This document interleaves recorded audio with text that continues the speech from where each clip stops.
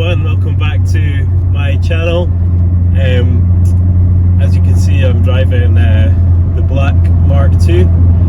I haven't actually driven it much since it's been finished, just been busy with other things, so it's really nice to have the opportunity to take it out for a drive. Yeah, I had to do a first drive, not really a first drive, but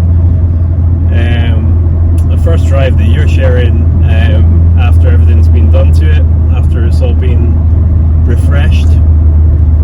So I decided to take it down to my friend Geordie to get him to have a wee look at it.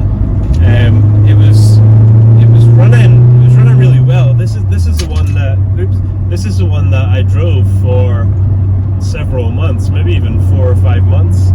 And so I've put a good few thousand miles on this car. It was on 198,000 or something, I think. When I got it, I can check that, so can you from the videos.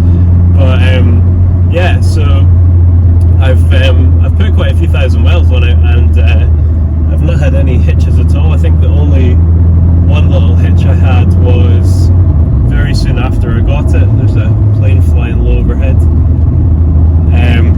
Yeah, it was very soon after I got it, and I just wouldn't start at the petrol station. But it turned out to be it had a battery isolator terminal on it, and it was kind of old, and it wasn't working properly. So that was it. So you can't really fault the car for that. I put a new terminal on it, but literally every single time I've gone to start this car, it started the first turn.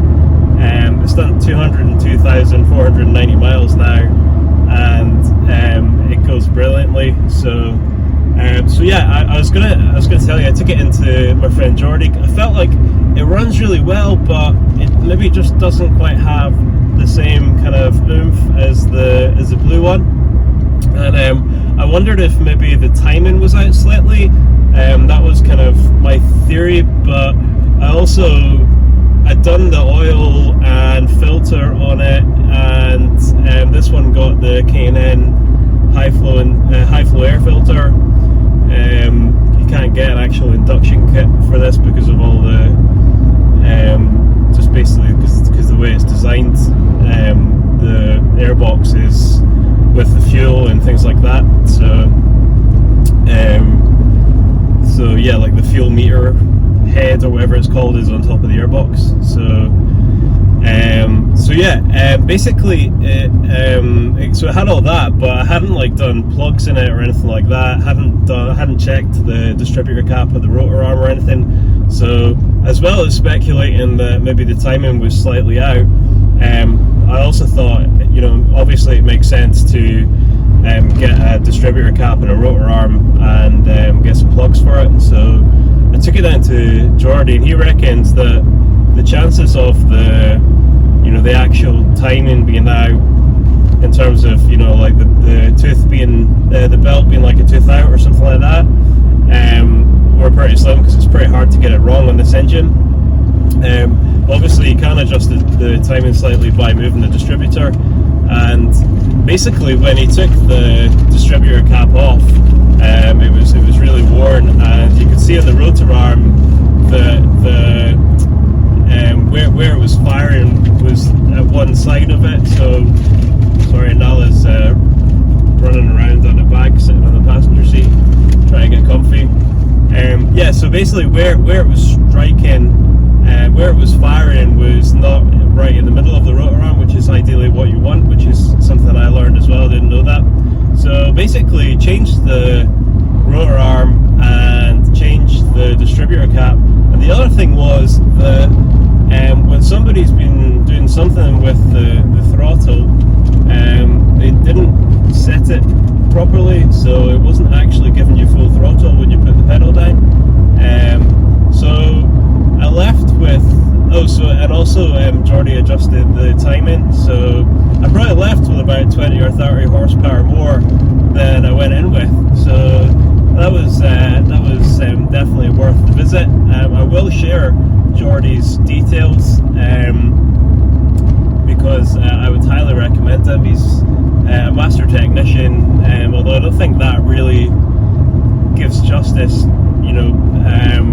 to what a true kind of mechanic can do, because I think what mechanics do or can do is probably a lot more in depth than what technicians generally get to do in main dealers these days. I think I don't know whether they strip engines apart. I don't think so. I think they just kind of replace them. So anyway, I will definitely share his details. He was extremely fair with me. Known him for a long time, top guy.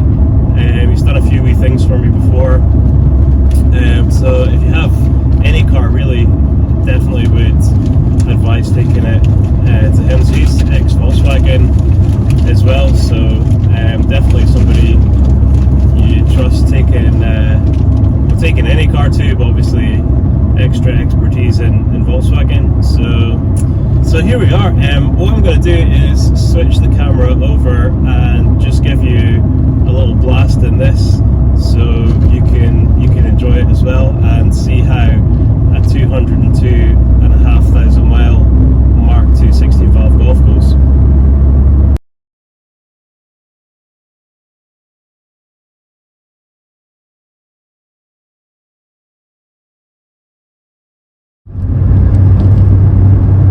Just before we start, it's raining, so I can't go that fast, but it's also going to sound like I'm going faster than I actually am because these tyres are not great, and I've got a Volvo right up. Should be fun.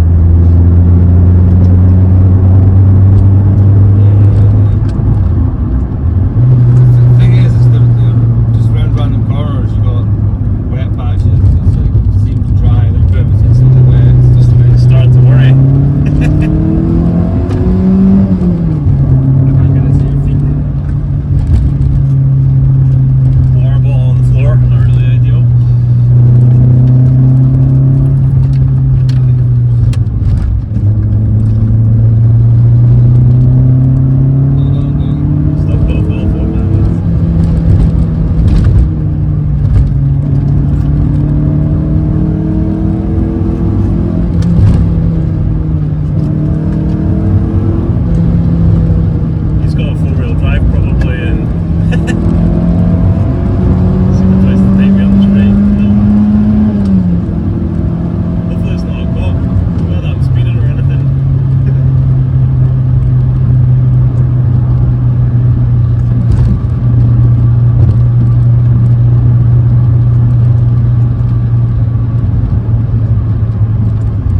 Get stuck behind somebody on this road.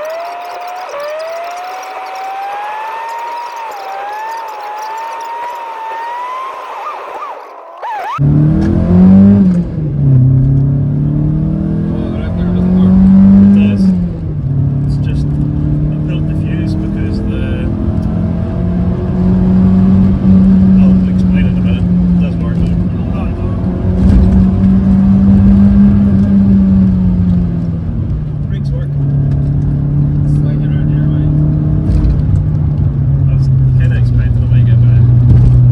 It's too wet for tires, but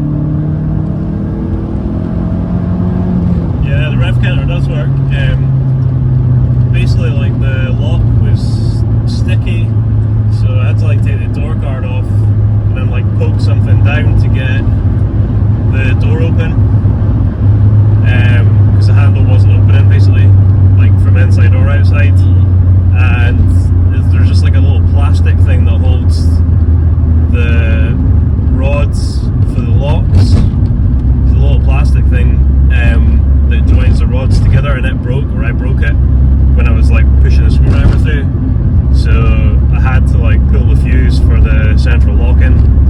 Otherwise, it would just like close open, close open, close open every time you go over a bump, and that's the same fuse for the rev counter. So I've ordered another little bit of plastic, so that'll come like early in the week, and I'll get it built back up. Alright guys, so that's us stopped now after that little run. Quite good fun. Bit wet unfortunately, so couldn't really go too fast. And also the tyres are not that good. I think they're a little bit worn, but also I don't think they're the best kind of compound for this kind of car. So yeah, I would always go with, as I've said before, set F1s. Those are what we used back in the day, Adam. Not me, because I was a cheapskate, but yes, you. Yeah, F1s are still great tyres, like, so yeah. So yeah, I hope you enjoyed that little run in it, and if you did, hit thumbs up, hit subscribe, and I'll see you in the next one. And there's another co-pilot here as well.